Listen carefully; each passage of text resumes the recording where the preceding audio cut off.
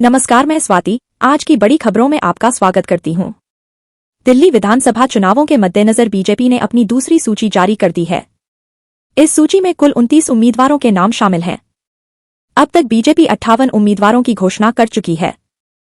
करावल नगर से बीजेपी ने कपिल मिश्रा को मैदान में उतारा है, जबकि मौजूदा विधायक का टिकट काट दिया गया है। पार्टी ने मोती नगर सीट से हरीश खुराना को उम्मीदवार बनाया है। हरीश खुराना बीजेपी के प्रमुख प्रवक्ता होने के साथ साथ पूर्व मुख्यमंत्री मदनलाल खुराना के बेटे भी हैं।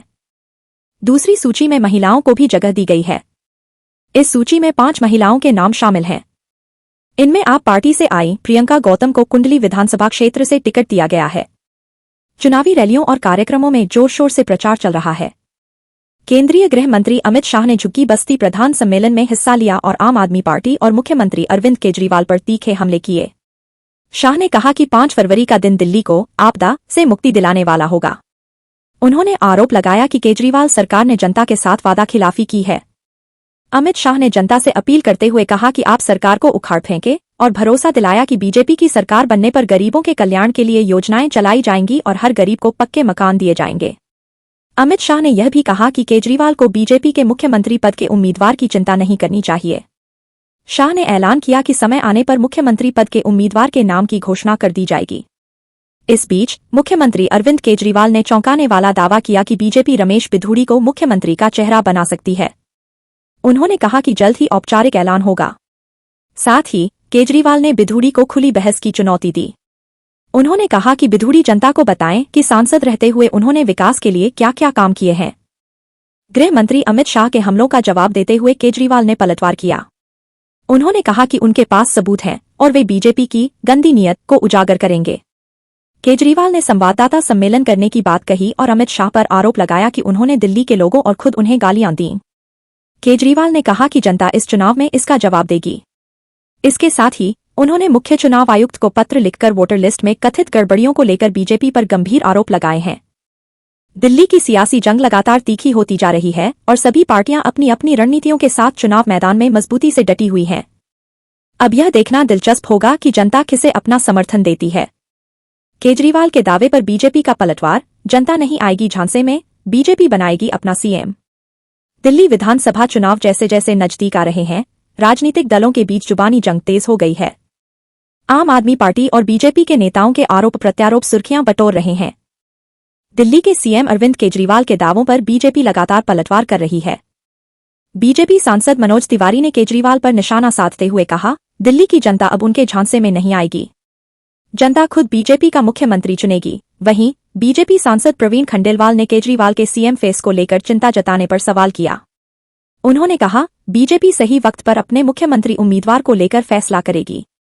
केजरीवाल को इसकी चिंता करने की जरूरत नहीं। बीजेपी ने रोहिंग्या और बांग्लादेशी मुद्दे पर साधा निशाना। कालकाजी विधानसभा सीट से बीजेपी उम्मीदवार रमेश ने आरोप लगाया कि दिल्ली में रोहिंग्या और बांग्लादेशी हर जगह बसे हुए हैं। उन्होंने विपक्षी इंडिया अलायंस पर निशाना साधते हुए कहा, यह गठबंधन सिर्फ वोट की राजनीति के लिए देश को सराय बनाने की कोशिश कर रहा है। वोटर लिस्ट की गड़बड़ी और केजरीवाल की चिट्ठी। नई दिल्ली सीट पर वोटर लिस्ट में गड़बड़ियों को लेकर अरविंद केजरीवाल ने शिकायत दर्ज करवाई है। उन्होंने बीजेपी उम्मीदवार प्रवेश वर्मा के खिलाफ कार्रवाई की मांग करते हुए चुनाव आयोग को खत लिखा है। शराब घोटाले को लेकर बीजेपी का बड़ा हमला। दिल्ली बीजेपी ने कथित शराब घोटाले को लेकर केजरीवाल सरकार पर बड़ा हमला बोला। एक पोस्टर जारी कर बीजेपी ने मुख्यमंत्री केजरीवाल और आम आदमी पार्टी सांसद संजय सिंह को शराब का खिलाड़ी करार दिया। बीजेपी ने कहा कि इन घोटालों पर जवाब देने के बजाय केजरीवाल सवालों से बच रहे हैं। कांग्रेस ने उठाए सवाल, सीएजी रिपोर्ट के मुद्दे पर घिरी आप। दिल्ली कांग्रेस प्रमुख देवेंद्र यादव ने बीजेपी और आम आदमी पार्टी दोनों पर निशाना साधते हुए सवाल किया कि सीएजी रिपोर्ट को विधानसभा में पेश करने में देरी क्यों हुई। उन्होंने आरोप लगाया कि बीजेपी और आम आदमी पार्टी के बीच कोई गुप्त समझौता हुआ है। कांग्रेस उम्मीदवार संदीप दीक्षित ने सीएजी रिपोर्ट का हवाला देते हुए केजरीवाल पर गंभीर आरोप लगाए और कहा कि दिल्ली के मुख्यमंत्री ने जनता के साथ धोखा किया है। आपने गिनाई अपनी उपलब्धियां। बाबरपुर से आम आदमी पार्टी के कैंडिडेट गोपाल राय ने अपनी सरकार की उपलब्धियों का बखान किया। उन्होंने बताया कि दिल्ली में हमारी सरकार ने अभूतपूर्व काम किए हैं। मेरे क्षेत्र में 16 मोहल्ला क्लिनिक्स चल रहे हैं और स्कूलों का आधुनिकीकरण किया गया है। छोटे दलों की तैयारी भी जारी। दिल्ली चुनाव में छोटे दल भी अपने उम्मीदवारों को मैदान में उतारने की तैयारी कर रहे हैं। केंद्रीय मंत्री रामदास अठावले की पार्टी ने 15 उम्मीदवारों का ऐलान कर दिया है। उन्होंने नई दिल्ली से केजरीवाल के खिलाफ शुभी सक्सेना को टिकट दिया है।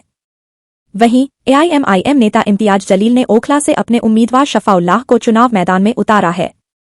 बिहार की सियासत में उबाल, पेपर लीक मामला। इधर बिहार में भी राजनीतिक हलचल तेज है। पूर्णिया से सांसद पप्पू यादव ने बीपीएससी अभ्यर्थियों के समर्थन में बिहार बंद का ऐलान किया है। उन्होंने इस बंद को छात्रों के इंसाफ की लड़ाई बताया और सभी राजनीतिक दलों से इसमें शामिल होने की अपील की। पप्पू यादव ने यह भी कहा कि पेपर लीक की समस्या देश भर में फैली हुई है और इसका समाधान सरकार के सहयोग के बिना मुमकिन नहीं है। उन्होंने इस मुद्दे पर राज्यसभा में चर्चा की मांग की है। पप्पू यादव ने कहा कि उनके नाम का मतलब ही न्याय होता है, जबकि अन्य राजनीतिक दलों को केवल राजनीति और सत्ता की चिंता होती है। साथ ही बिहार लोक सेवा आयोग बीपीएससी ने सुराज पार्टी के चीफ प्रशांत किशोर को कानूनी नोटिस जारी किया है। प्रशांत किशोर ने आयोग पर भ्रष्टाचार के आरोप लगाए हैं, जिसके लिए बीपीएससी ने 7 दिनों के भीतर सबूत की मांग की है। इसके अलावा आयोग ने गुरु रहमान और खान सर को भी नोटिस भेजा है। उन पर 6 दिसंबर को नॉर्मलाइजेशन को लेकर अफवाह फैलाने का आरोप लगाया गया है। बिहार के मुख्यमंत्री नीतीश कुमार की प्रगति यात्रा को आरजेडी नेता तेजस्वी यादव ने दुर्गति यात्रा कहते हुए कटाक्ष किया। तेजस्वी ने आरोप लगाया कि इस यात्रा पर 2 करोड़ रुपए से ज्यादा बर्बाद किए गए हैं। शिवसेना यूबी ने घोषणा की है कि मुंबई और नागपुर नगर निगम के चुनाव वह अकेले लड़ेगी।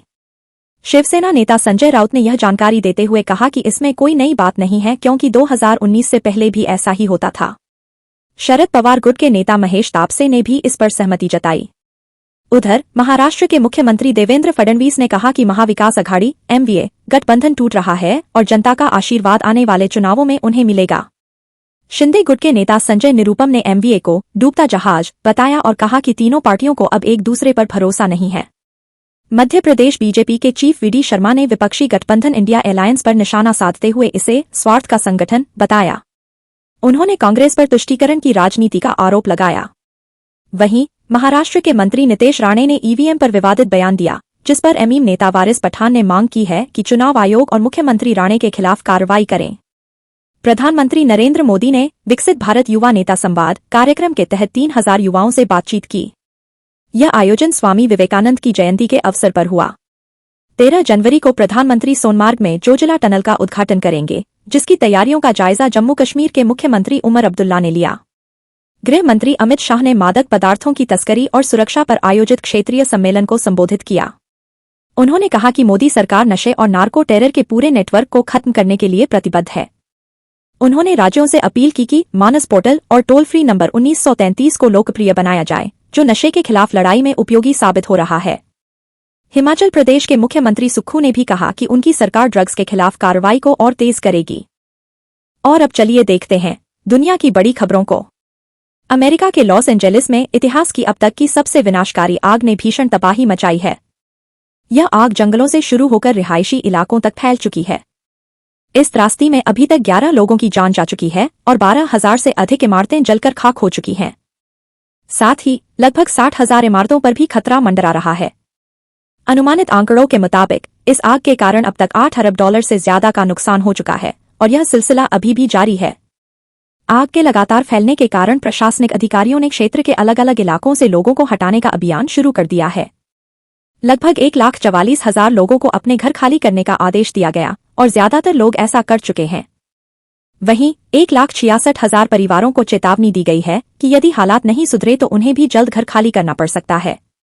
यह आग अमेरिकी इतिहास की सबसे महंगी प्राकृतिक आपदाओं में से एक बनने की दिशा में तेजी से बढ़ रही है।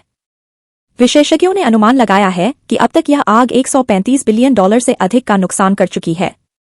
इस बीच एक युवेदर ने भविष्यवाणी की है कि यह नुकसान $150 बिलियन तक पहुंच सकता है। लॉस एंजेलिस की इस आग ने हॉलीवुड को भी बड़ा नुकसान पहुंचाया है। कई महंगी और मशहूर संपत्तियां जलकर राख हो चुकी हैं। मशहूर हस्तियों जैसे Anthony Hopkins, Mel Gibson, Leighton Meester, Adam Brody, James Woods और पेरिस हिल्टन का घर भी इस आग का शिकार हो चुका है। पेरिस हिल्टन ने आग से प्रभावित बेघर लोगों की मदद के लिए इमरजेंसी फंड बनाने की घोषणा की है और इसके लिए लाखों डॉलर का दान भी दिया है। इस बीच अमेरिकी राष्ट्रपति जो बाइडेन ने वेनेजुएला और अल सल्वाडोर से आए 8 लाख से ज्यादा लोगों को अपने देश में अगले 18 महीने तक रहने की इजाजत दी है। बाइडेन का यह फैसला उनके कार्यकाल के आखिरी दिनों में आया है, जो खासा चर्चा का विषय बना हुआ है। ट्रंप प्रशासन के चुनाव प्रचार के दौरान किए गए इमिग्रेशन नियमों को सख्त करने के वादों के विपरीत बाइडेन का निर्णय अप्रवासियों के लिए राहतपूर्ण माना जा रहा है।